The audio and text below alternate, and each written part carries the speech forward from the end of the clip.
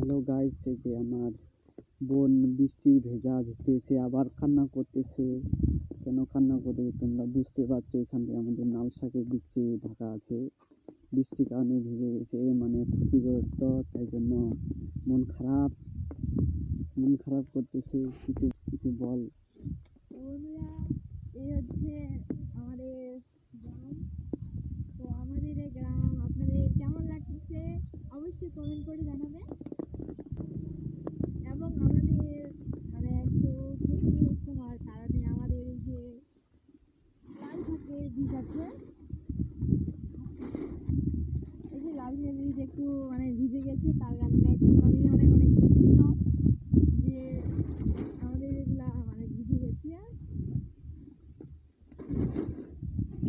কিছু আজ আসলে বন্ধুরা, তোমরা ভালো থাকো, সুস্থ থাকো, সবাইকে ধন্যবাদ। কিছু হলো